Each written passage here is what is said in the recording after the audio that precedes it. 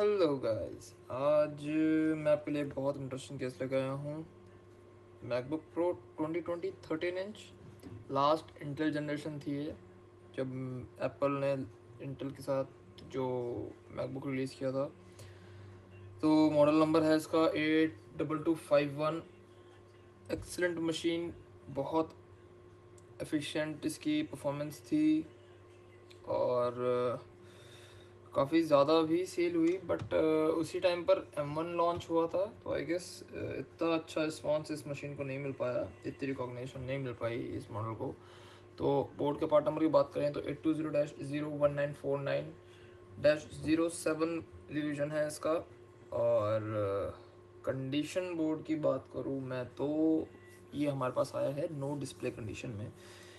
That means screen पे display नहीं है, बट कीबोर्ड पे डिस्प्ले है एंड ट्रैक पैड रिस्पॉन्ड कर रहा है, टच बार पे भी रिस्पॉन्स है। तो मेरा नाम जतिन है और मैं मैकबुक रिपेयर से रिलेटेड वीडियोस यूट्यूब पे पोस्ट करता हूँ। और मेरा दिल्ली में एक लैपटॉप रिपेयर की शॉप है जो कि ऐसी इंटरेस्टिंग केस करती रहती है। ऑलरेडी ज़्यादातर केसेस मेरे पास टेम्पर्ड आते हैं, बट ये इतना ज़्यादा कुछ इसमें भी है, काम हो रखा है ऑलरेडी, बट इतना ज़्यादा टेम्पर्ड करने वाला इसमें कुछ है नहीं, क्योंकि इसमें अल्टीमेटली मेरे को CPU रिप्लेस करना पड़ेगा इसको ठीक करने के लिए।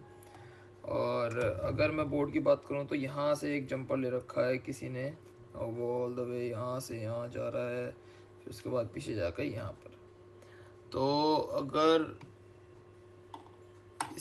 मैं बात करूँ तो जंपर की अगर मैं बात करूँ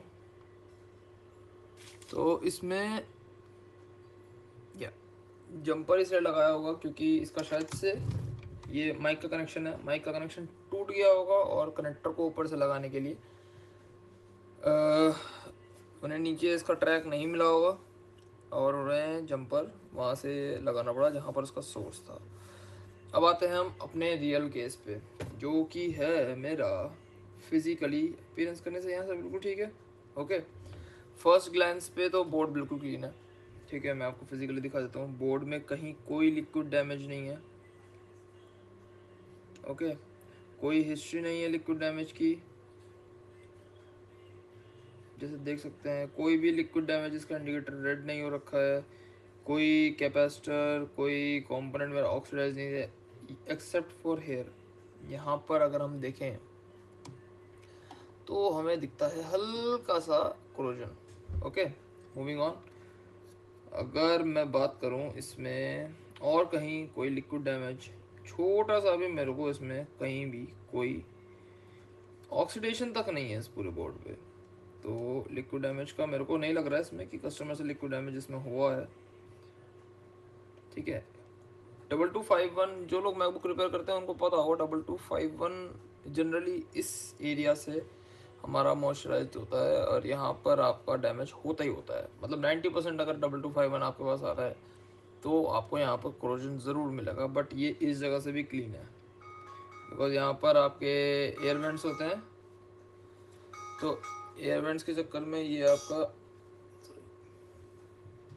एयर वेंट्स यहाँ से आपका डस्ट आता है और वो उसको कोरोजन में कन्वर्ट कर देते हैं। फ्रंट बैक बिल्कुल क्लीन, बहुत अच्छी कंडीशन में लॉजिक बोर्ड है मेरा।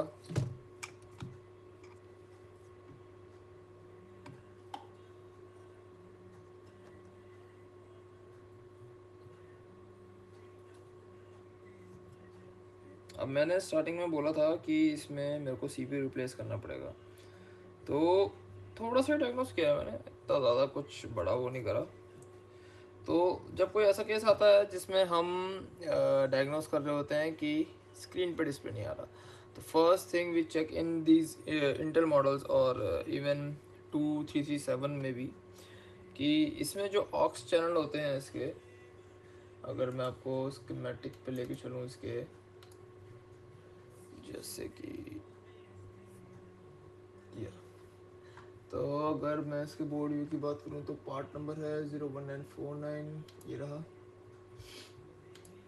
तो तो इसमें जनरली हम सबसे पहली चीज़ जो चेक करते हैं वो हमारा ऑक्स चैनल है, जो कि EDP इंट ऑक्स एन है पहला। अलग अलग नाम से होते हैं बट ऑक्स चैनल होते हैं ये स्क्रीन के लिए।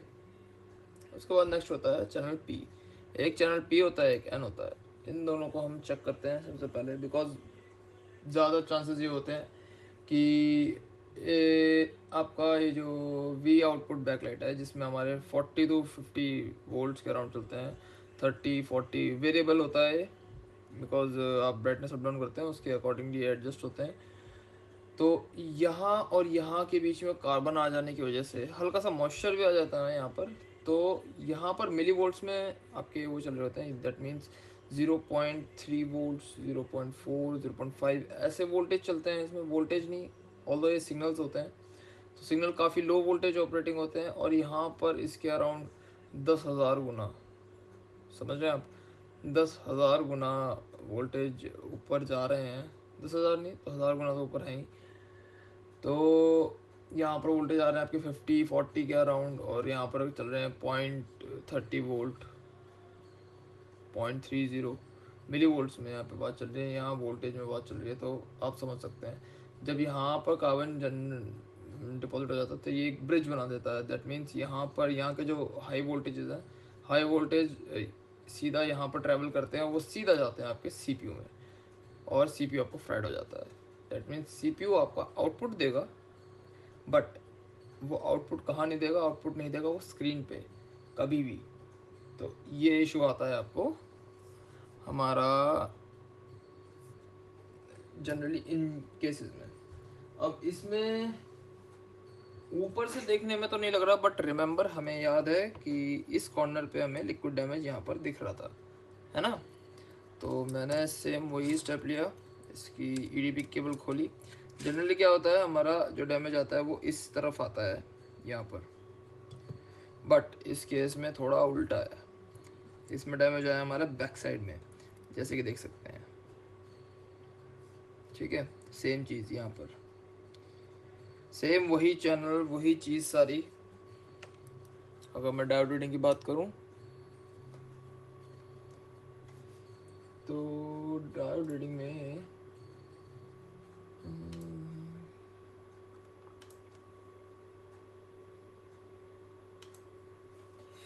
डायोड रीडिंग में अगर मैं दिखाता हूँ आपको, ये है हमारा बैकलाइट आउटपुट जो कि हाई डायोड रीडिंग आएगी ऑब्वियसली।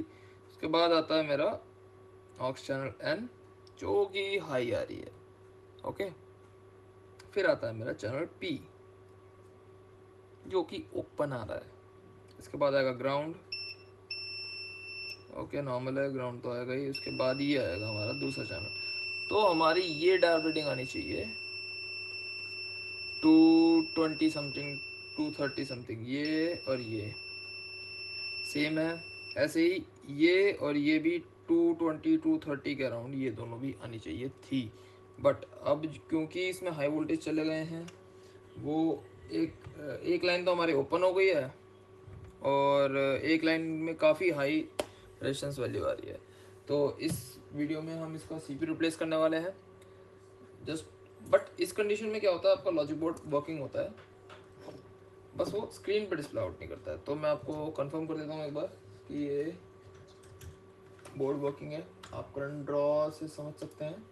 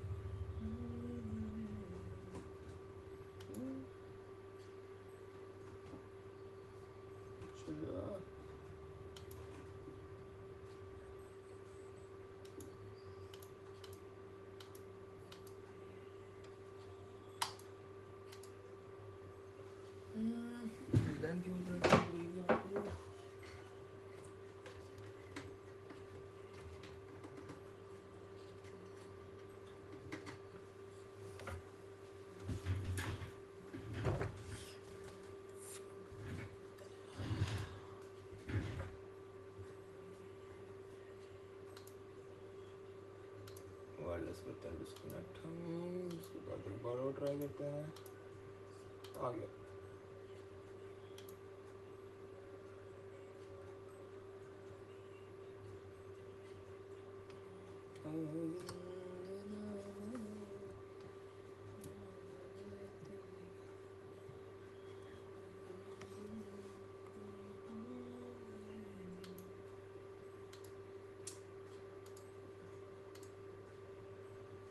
सॉफ्टवेयर इतना ज़्यादा ग्लिच करता है ये।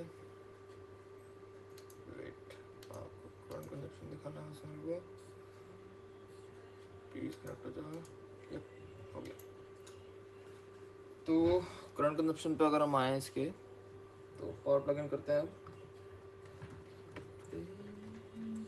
Power plug in 3 2 1। 5 volts, okay, 20 volts, normal current consumption।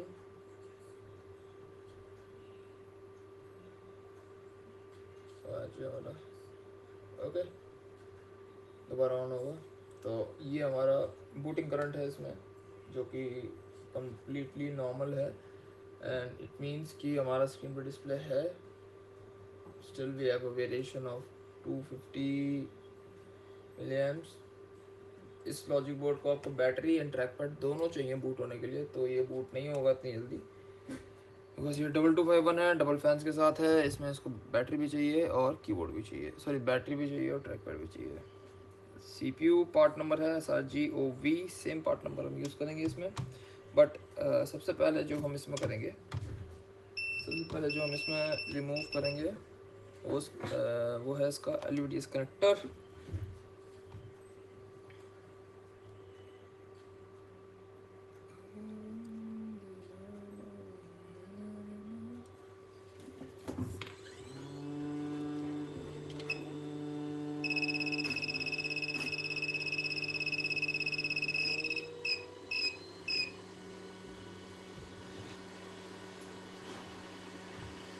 तो CPU रिप्लेस करने का फ़ायदा तभी होगा अगर मैं इसी कंडीशन में CPU रिप्लेस कर दूंगा और वही LVDS कनेक्टर, वही स्क्रीन केबल यूज़ करूँगा, तो नेक्स्ट CPU जो मैं लगाने वाला हूँ वो भी डेड हो जाना है। सबसे पहले आपको की स्क्रीन का कनेक्टर चेंज करना है, उसके बाद आपको नेक्स्ट स्टेप जो है वो है LVDS केबल। तो LVDS केबल भी चेंज होगी इसमें, ऐसा नहीं है कि सिर्फ स्क्रीन कनेक्टर चेंज होना है, दोनों चीज़ें चेंज होंगी, तब जाकर ये बोर्ड दोबारा से फंक्शनल होगा और एक अच्छा लाइफ स्पैन दोबारा से जी सकेगा।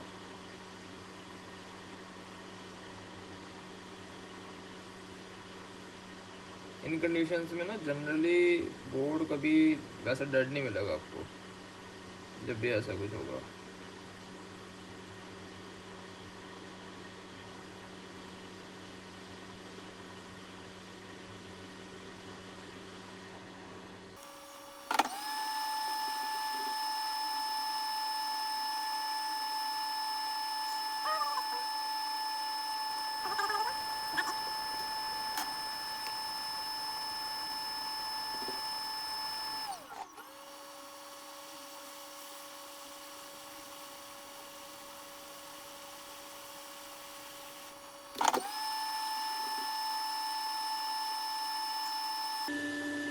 कईयों को लगेगा कि हाँ इसमें कनेक्टर कहीं फॉल्टी ना हो, तो मैं आपको डायल रीडिंग दिखा देता हूँ सेम। ओके, यहाँ पर सेम आ रहा है आई डायल रीडिंग। ओ ऑलमोस्ट ओपन ही है, ये भी ओपन है, ये भी ओपन है। तो वो इसकी वजह से भी खा रहा था, जो ब्रिजिंग हो गई थी उसके बीच में कार्बन जो आ गया था, आई गेस उसकी वजह से ये यहाँ पर डायल रीडिंग ओपन देखते हैं, ये आपस में शॉर्ट होंगे फिर।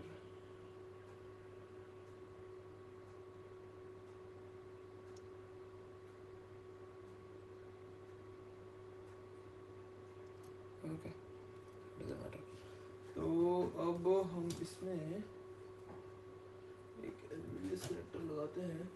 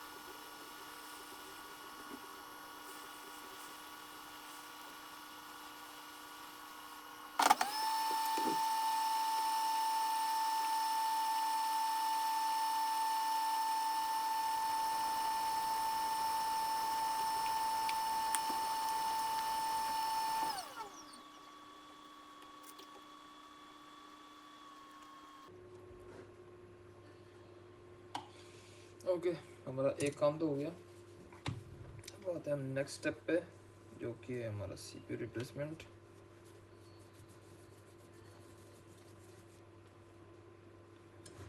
थर्मल पेस्ट हमने क्लीन कर लिया है।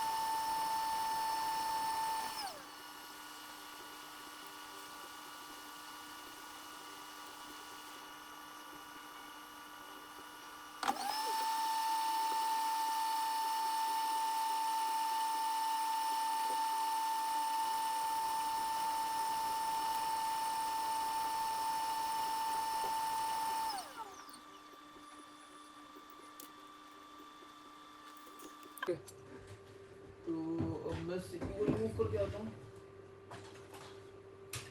और दो मेरे पास एक सीपीयू डिवॉल्ट है, सॉरी रिमूव करके आता हूँ उसको। और मेरे पास ये जो सीपीयू है ये प्रिपेयर्ड है, रेडी है लगने के लिए। ओके सीपीयू में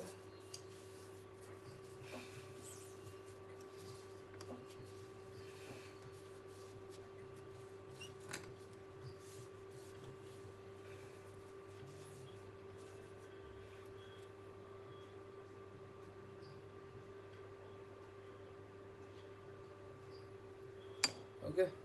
तो मैं अभी इसको बस रिमूव करके आता हूँ।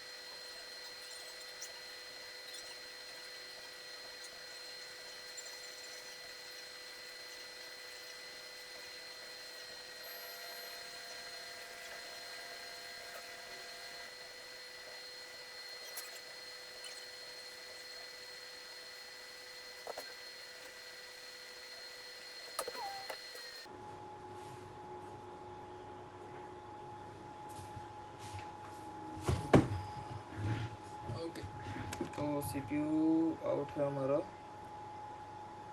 Let's see if we have any ripped pads. Nope. Nope. Okay.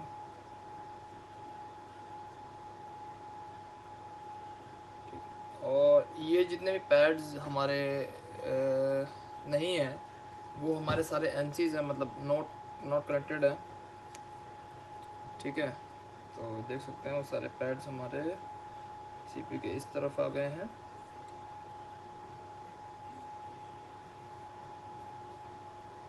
Okay, तो ऐसा कुछ डैमेज है नहीं. तो अब रहता है हमारे पास क्लीनिंग का. जल्दी से इसको क्लीन करते हैं. फिर हम उस जंपर को भी रिमूव कर देंगे. जंपर का भी सॉल्यूशन कर देंगे जो ऑलरेडी लग के आया है इस पर, क्योंकि अच्छा नहीं लग रहा.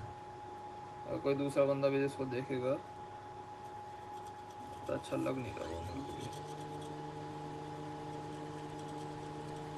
पहले हम इसको टेंट कर लेंगे लो मेल्ट शोल्डर के साथ, सो दैट हमारा जो सरफेस है इवनली स्प्रेड आउट हो जाए. ओके, विक करने में हमें आसानी हो, थोड़ा ये हो जाता है हमारे लिए.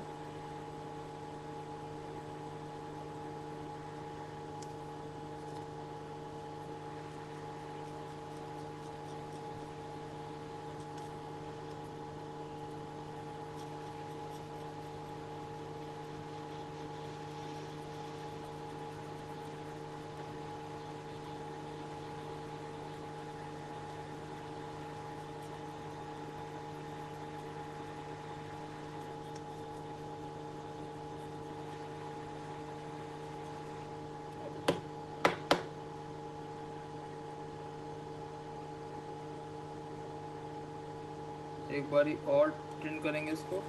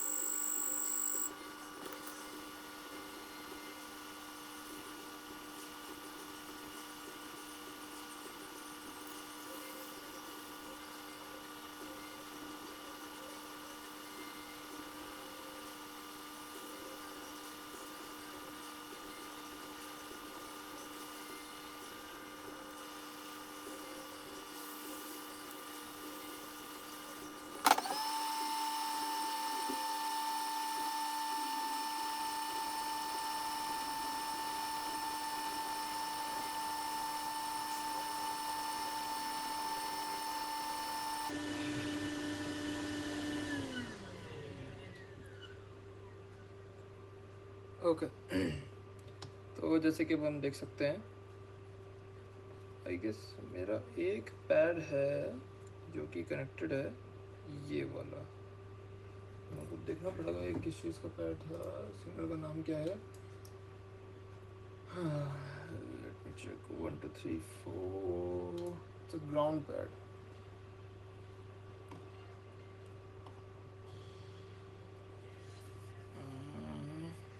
ठीक है, ओके ऐसा क्यों हो रहा है?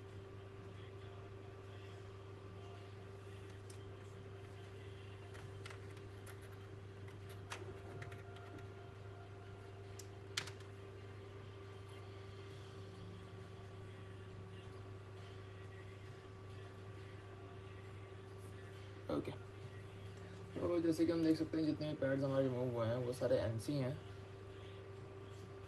ठीक है, most probably they are ground, NC and ground है। यप, दीवार एनसी एंड ग्राउंड। तो ग्राउंड को कंफर्म करने के लिए कई बार ऐसा होता है, कई सिग्नल्स का मैं सीपीयू में ग्राउंड कर दिए जाते हैं, तो उसको कंफर्म करने के लिए कि वो पैड ज़रूरी है या नहीं है, मैं अपना सीपीयू को इसको मिरर करूँगा।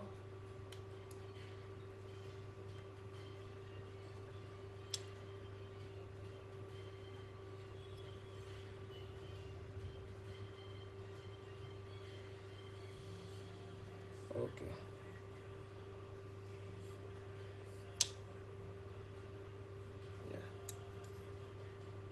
तो अब मैं मेक श्योर करूँगा कि मेरा जो वो पैड था आपस में ये कनेक्टेड है। That means they all are ground और NC. Yup, this is NC,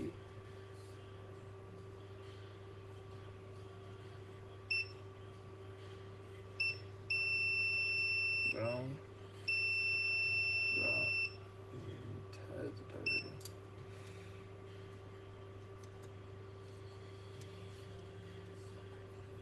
okay.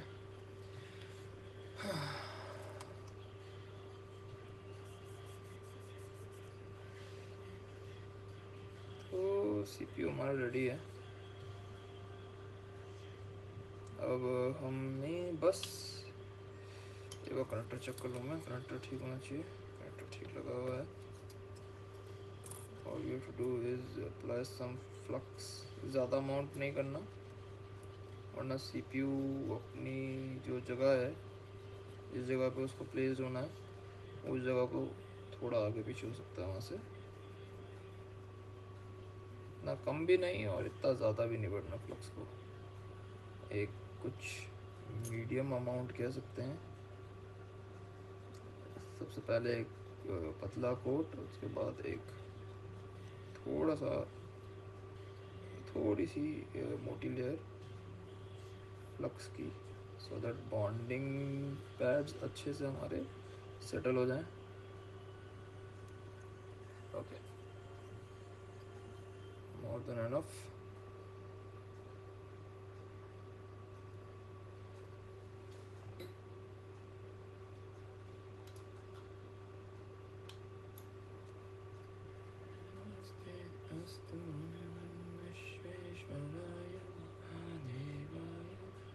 Okay, CPU हमारा ऐसे लगेगा।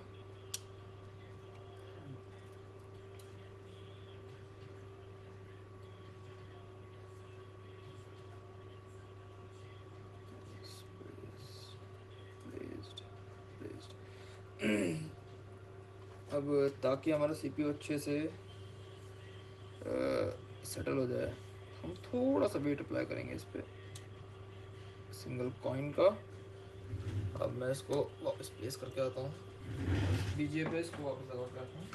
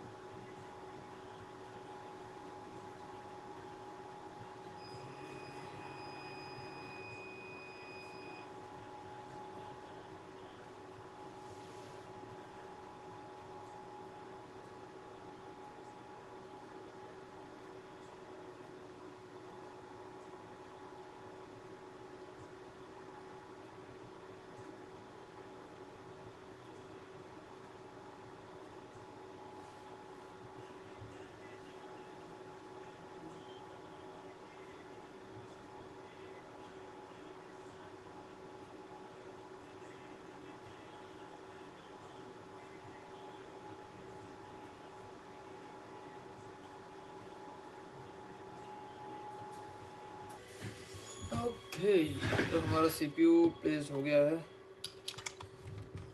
Okay, SRGOV।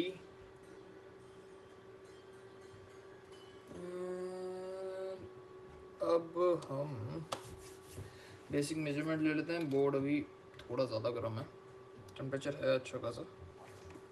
तो बेसिक मेजरमेंट्स पे आते हैं। थोड़ा रेजिस्टेंस वैल्यू मेरे को थोड़ा लो मिलेगी इसमें, बट हम समझ जाएंगे कि लो टेम्परेचर पे, टेम्परेचर ठीक आने पे सही हो जाएंगे। 5 ohms की, ये तो काफ़ी ज़्यादा गर्म है।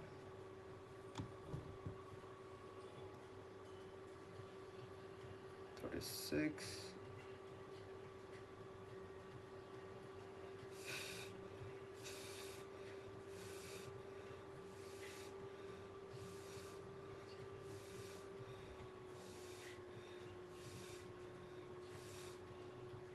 Ten ohms। भी हाथ नहीं रखा जा रहा इस पे। Move on. 47, 48 ohms, 49, 50। This is it for RAM. This is 1.8, 183 ohms। Okay, इतना हम इसमें जो इसकी स्क्रीन केबल डैमेज थी, ये डैमेज स्क्रीन केबल है, जैसे कि देख सकते हैं यहाँ पर हमारा डैमेज, ठीक है, बर्न मार्क था स्क्रीन केबल पे। तो अब लगाते हैं हम non good screen cable.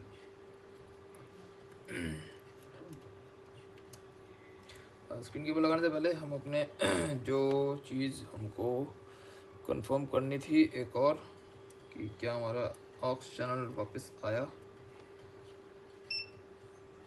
That's our backlight.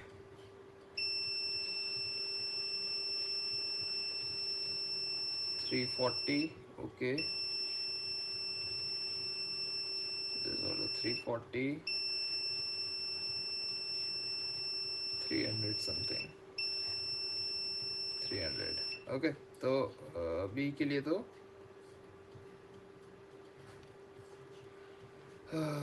Readings हमारी वापस नॉर्मल आ गई है। एक बार दोबारा देख लेता हूँ, कोई गलती से इसका गलती वो लग जाए।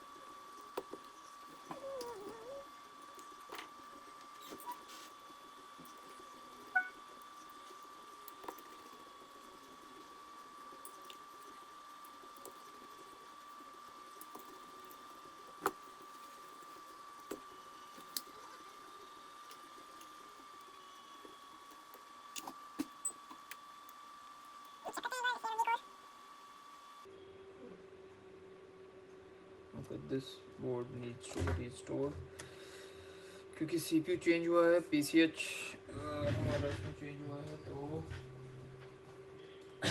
इसको रिस्टोर तो करना पड़ेगा, बिकॉज इसमें जहाँ तक लेट डिस्प्ले आएगा नो बूट रहेगा। ओके, तो उस चीज़ को प्रिवेंट करने के लिए हमें इसको रिस्टोर तो करना ही पड़ेगा।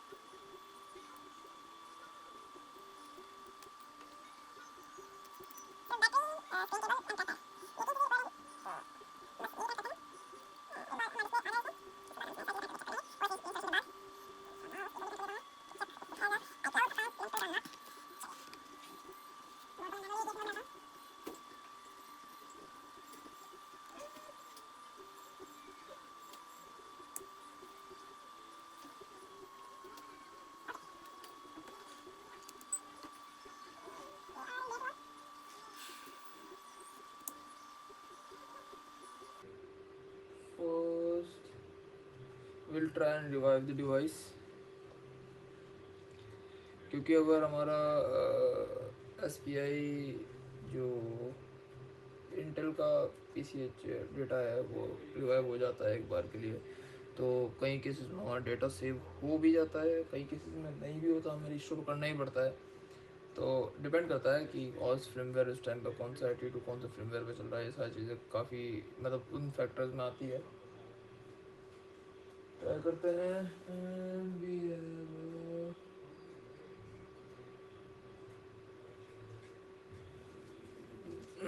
एरर 75, कोई इशू नहीं। हाँ, दोबारा फोर्स करते हैं उसको DFU के लिए इशू से।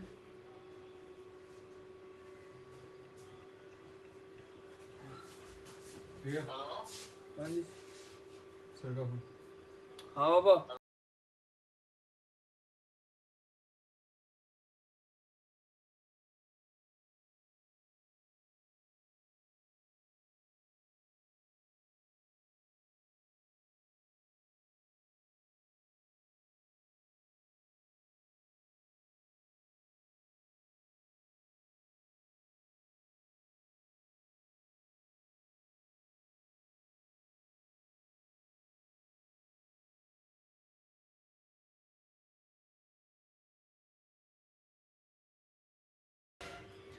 Now we'll try to restore the system, देखते हैं।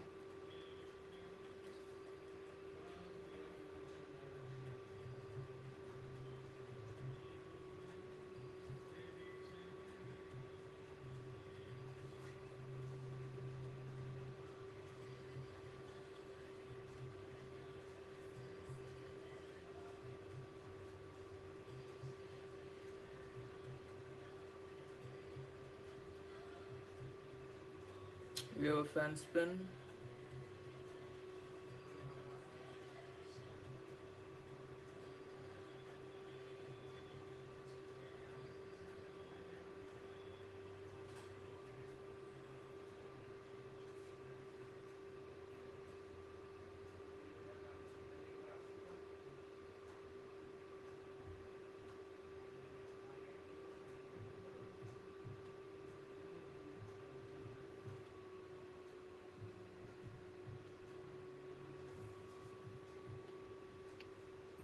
पर लोगों स्ट्रेंज।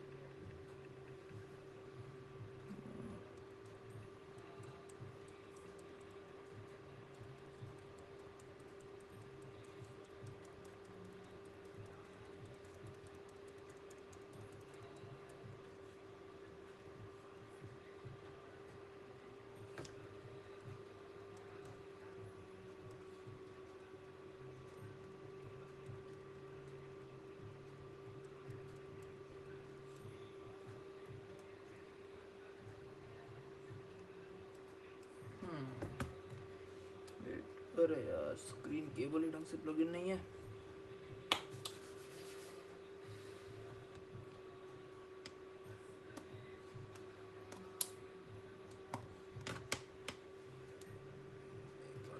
प्लग इन कर दिया, अब टेस्ट करते हैं।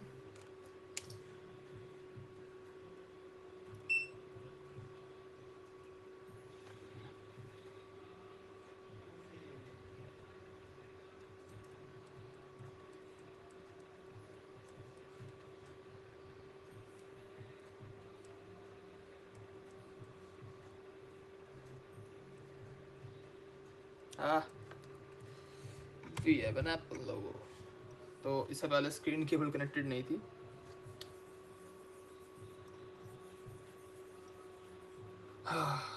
एक मिनट के लिए डर गया था। तो इसमें हमारा फाइनली जो देख सकते हैं, इसमें जो हमारा इशू था वो स्क्रीन के जो ऑक्स चैनल थे ओपन थे, जिसकी वजह से हमारा स्क्रीन पर डिस्प्ले नहीं आ रहा था। बट अब हमारे स्क्रीन पर डिस्प्ले है, we are working trackpad. Okay, internet account से लिंक है, ये भी आई क्लाउड से लिंक है, क्योंकि आई क्लाउड से लिंक नहीं होता तो ये अभी तक क्वेश्चन मार्क फोल्डर दे देता। तो डिस्प्ले तो सही टाइम पे आ रहा है, चेक करते हैं। मैं इसको फोर्स शट डाउन करता हूँ, क्योंकि सिस्टम रिस्टोर हो गया अब तो डिस्प्ले लेट का टाइम, उसका डिस्प्ले लेट का तो कोई इशू ही नहीं है। ऑन किया, ट्रिगर किया इसको, we have an Apple logo. Okay, बिल्कुल सही टाइम पे डिस्प्ले आ रहा है, तो स्क्रीन ओके है। अब जो चीज़ रहता है इसमें एक्टिवेशन लॉक रहता है। एक्टिवेशन लॉक क्लाइंट से मेरे को रीच आउट करना पड़ेगा एप्पल आईडी के लिए। वाईफाई वर्किंग है, और ठीक है, अभी के लिए इतना ही है। और सीपीयू रिप्लेसमेंट इसमें सक्सेस है। और अब जो लास्ट चीज़ हमारी बचती है वो हमारा जंपर रिमूव करना रहता है। उस जंपर को भी हम रिमूव कर देंगे, कोई ऐसा बड़ा काम नहीं है वो। बट अभी पहले जो प्रायोरिटी है हमारी आई क्लाउड अकाउंट क्लाइंट से मांगना, उसको रिस्टोर करना। ओके, सिस्टम रिस्टोर करने के बाद आई क्लाउड, इसका आई क्लाउड अनलिंक करेंगे ताकि यहाँ पे ओएस हमारा इंस्टॉलेशन स्टार्ट हो सके। ठीक है, तो ये प्रोसेस हमारा सक्सेस रहा। तो आपसे मिलता हूँ मैं ऐसे ही एक नेक्स्ट वीडियो में। आई होप आपको वीडियो अच्छी लगी हो। अगर अच्छी लगी तो प्लीज़ अपना फीडबैक कमेंट सेक्शन में ज़रूर दीजिए, काफ़ी हेल्प मिलती है हमें। और सब्सक्राइब कीजिए। दैट्स इट, मिलते हैं आपसे नेक्स्ट वीडियो में। Thank you.